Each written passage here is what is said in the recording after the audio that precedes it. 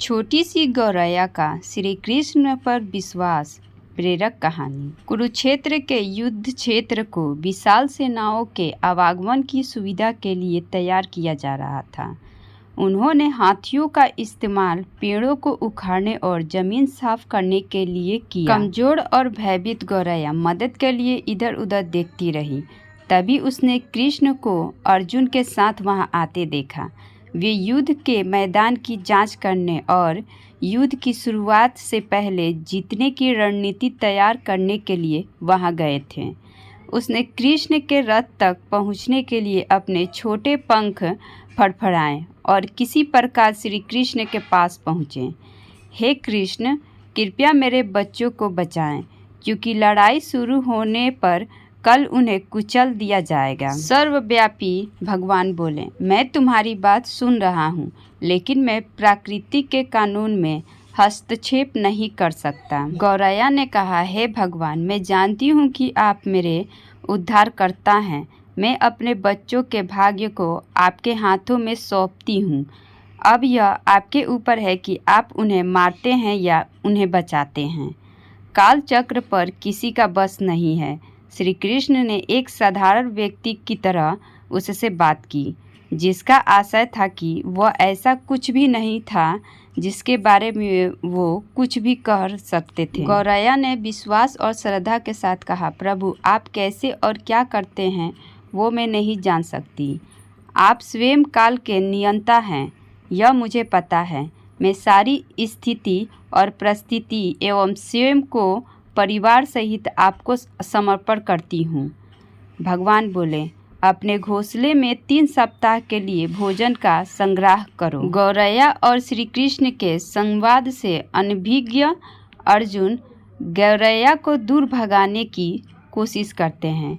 गौरैया ने अपने पंखों को कुछ मिनटों के लिए फुलाया और फिर अपने घोंसले में वापस चली गई। 2 दिन बाद शंख के उद्घोष से युद्ध शुरू होने की घोषणा की गई। कृष्ण ने अर्जुन से कहा कि अपने धनुष और बाण मुझे दो। अर्जुन चौंका, क्योंकि कृष्ण ने युद्ध में कोई भी हथियार नहीं उठाने की शपथ ली थी।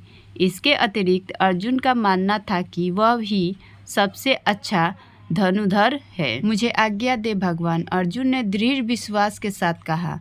मेरे तीरों के लिए कुछ भी अभेद नहीं है। चुपचाप अर्जुन से धनुष लेकर कृष्ण ने एक हाथी को निशाना बनाया, लेकिन हाथी को मार के नीचे गिराने की बजाय तीर हाथी के गले की घंटी में जा टकराया और एक चिंगारी सी उड़ गई।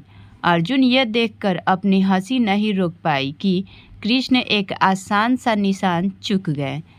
क्या मैं प्रयास करूं? उसने स्वयं को प्रस्तुत किया। उसकी प्रक्रिया को नज़रअंदाज करते हुए श्री कृष्ण ने उन्हें धनुष वापस दिया और कहा कि कोई और कार्रवाई आवश्यक नहीं है। लेकिन केशव, आपने हाथी को क्यों नहीं मारा? अर्जुन ने पूछा। क्योंकि इस हाथी ने उस गौरैया के आश्रय उसके घोंसले को, जो कि एक पेड़ पर था, उसको गिरा दिया था। कौन सी गौरैया? अर्जुन ने पूछा। उसके अतिरिक्त हाथी तो अभी स्वस्थ और जीवित है, केवल घंटी ही टूटकर गिरी है। अर्जुन के सवालों को खारिज करते हुए कृष्ण ने उसे शंख फूंकने का निर्देश दिया। युद्ध शुरू हुआ। अगले 18 दिनों में कई जानें चली गई। अंत में पांडवों की जीत हुई। एक बार फिर श्री कृष्ण अर्जुन को अपने साथ सुदूर क्षेत्र में भ्रमण करने के लिए ले गए।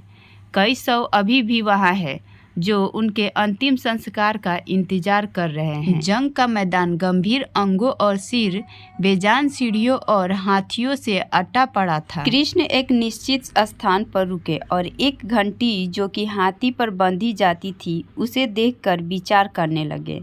अर्जुन, उन्होंने कहा, क्या आप मेरे लिए यह घंटी उठाएंगे और इसे एक तरफ रख देंगे? निर्देश बिल्कुल सरल था, परंतु अर्जुन के समझ में नहीं आया। आखिरकार विशाल मैदान में, जहां बहुत सी अन्य चीज़ों को साफ करने की ज़रूरत थी, कृष्ण उसे धातु के एक टुकड़े को रास्ते से हटाने के लिए क्यों कहेंगे? उसने प्रश्नवाचक दृष्टि से उनकी ओर देखा। हाँ, यह घंटी, कृष्ण ने दोहराया। यह वही घंटी है जो हाथी की गर्दन पर पड़ी थी, जिस पर मैंने तीर मारा था। अर्जुन बिना किसी और सवाल के भरी घंटी उठाने के लिए नीचे झुका। जैसे ही उन्होंने उसे उठाया, उसकी हमेशा के लिए जैसी दुनिया बदल गई। 1, 2, 3, 4 और 5 4 युवा पक्षियों और उसके बाद एक गौरैया उस घंटी के नीचे से निकले। बाहर निकल के माँ और छोटे पक्षी कृष्ण के इर्द गिर्द मंडराने लगे एवं बड़े आनंद से उनकी परिक्रमा करने लगे। 18 दिन पहले कटी गई एक घंटी ने पूरे परिवार की रक्षा की थी। मुझे क्षमा करें कृष्ण, अर्जुन ने कहा। आपको मानव शरीर में देखकर और सामान्य मनुष्यों की तरह व्यवहार करते हुए मैं भूल गया था कि आप वास्तव में कौन हैं। तो दोस्तों, आपको श्री कृष्ण और गौरैया की कहानी कैसी लगी? अच्छी लगी तो वीडियो को लाइक करें और कमेंट बॉक्स में जय श्री कृष्णा लिखें और हमारे वीडियो को शेयर भी करें। जो नए हैं वो हमारे चैनल को सब्सक्राइब करें ताकि अगली वीडियो आप सब तक पहुंच सके।